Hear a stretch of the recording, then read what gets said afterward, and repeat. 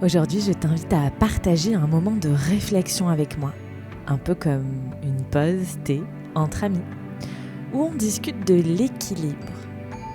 Alors non pas l'équilibre sur les mains, mais l'équilibre entre vie pro et vie perso. On parle de rythme de publication. Ceci est un espace de partage en toute sincérité. Vous avez été hyper nombreux à réagir à ma dernière brève sur Brève de tapis. Et vous avez été nombreux, que vous soyez prof ou élève, à me témoigner que, en effet, vous aviez un peu de mal à suivre le rythme de mes publications, que vous n'aviez pas encore fini d'écouter les 2 derniers épisodes de podcast, qu'il y en avait déjà un nouveau, et que c'était un peu pareil sur YouTube. Et ça m'a vraiment touchée. Merci d'avoir vraiment pris le temps de répondre à mes interrogations après cette dernière brève pour m'aider à voir si je publiais trop sur mon podcast et sur mes réseaux sociaux, sur YouTube notamment. Parce que je cherche toujours ce juste milieu entre partager ma passion et vivre ma vie. Et vos retours et mes réflexions sur mon équilibre de temps personnel et professionnel m'ont amené à quelques réflexions. L'autre jour, la vie m'a fait un gros clin d'œil. Je suis tombée sur une chaîne YouTube qui s'appelle Le Van à la Française. Parce que si tu ne le sais pas, je suis en train d'aménager mon van. Donc oui, je me sers de YouTube pour avoir des bons conseils utiles. Et donc sur cette chaîne YouTube, Le Van à la Française, je suis tombée sur cette aventurière des temps modernes qui parlait il y a vraiment très peu de temps de ralentir le rythme de ses publications sur YouTube pour se concentrer sur l'aménagement de son van. Ça m'a fait sourire. Vous savez, ce genre de sourire qui dit « franchement, j'aurais fait le même choix qu'elle ». Et ça m'a vraiment rappelé l'importance de prioriser nos actions. Et puis, j'ai partagé cette réflexion à propos de cette chaîne YouTube autour de l'aménagement du van, de cette personne qui avait choisi de mettre un petit peu en pause, ou en tout cas de ralentir le rythme de publication sur sa chaîne YouTube pour d'abord terminer son van et y habiter confortablement. Cette réflexion m'a fait partager aussi une autre conversation avec mon compagnon. Alors mon compagnon, entre nous, il est un peu à la traîne sur les réseaux sociaux.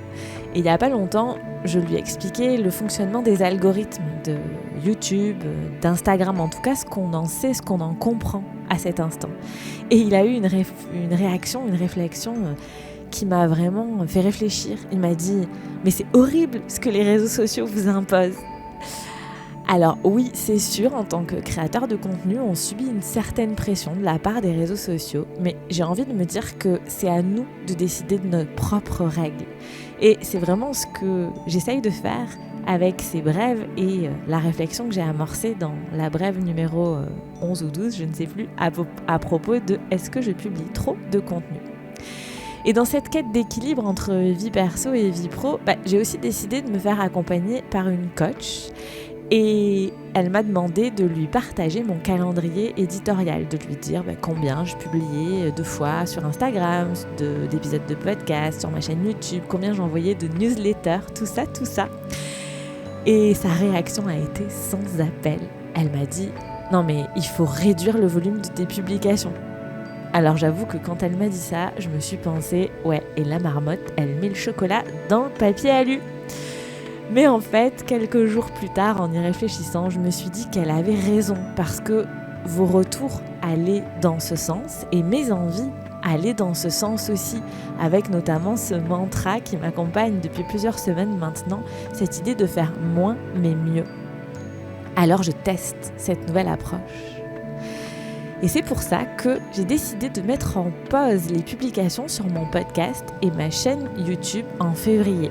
D'ailleurs, ça tombe plutôt bien parce que je pars en vacances en février parce que la fête foraine s'installe au pied du studio de yoga à Albi et je ne peux donc pas faire de cours sur fond de musique de fête foraine et donc c'est l'occasion de partir en vacances. Et je me suis dit que cette pause forcée mais bien méritée également, c'était aussi l'occasion parfaite pour moi de faire aussi une pause sur mes publications sur mon podcast et sur ma chaîne YouTube. Et je me dis que c'est l'occasion parfaite pour moi de réfléchir à la manière dont je souhaite organiser mes contenus à l'avenir. Parce que je crois qu'on ne peut pas faire et réfléchir en même temps et que c'est important de s'arrêter de faire, donc de faire une pause dans ces contenus pour réfléchir à comment on souhaite organiser ces contenus à l'avenir. En tout cas, c'est ce que j'ai décidé de faire. Mais alors, pas d'inquiétude, on reste en contact parce que même s'il n'y aura pas de nouvel épisode de podcast ni de nouvelles vidéos sur YouTube pendant le mois de février, je continuerai à partager avec toi via mes newsletters et sur Instagram. Alors si tu as envie de rester en contact avec moi et que tu n'es pas abonné notamment à mes newsletters, fais-le, tu trouveras le lien dans les notes de l'épisode ou sous la vidéo et tu pourras recevoir mes conseils pour ta pratique et ton enseignement et du yoga directement dans ta boîte mail. Tu peux aussi me rejoindre sur Instagram si tu le souhaites, notamment si tu veux voir un petit peu l'envers du décor et peut-être quelques photos de mes vacances si je suis inspirée. Alors voilà, j'espère que cette brève t'aura invité à réfléchir également à ton propre équilibre de vie perso et de vie pro, et peut-être à tester des choses, peut-être à faire évoluer ta façon de travailler, peut-être amener un peu plus de temps pour toi, parce que personnellement, je crois que c'est essentiel. De mon côté, je vais donc partir réfléchir à tout ça, à comment j'organise tout ça, et je reviendrai en mars avec des nouvelles idées, j'espère plus inspirées que jamais.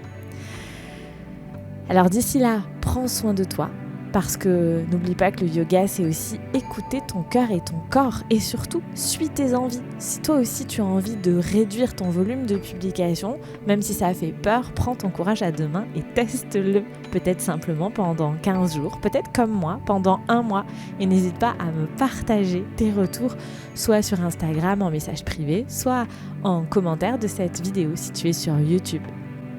Alors on se retrouve début mars pour un nouvel épisode de podcast.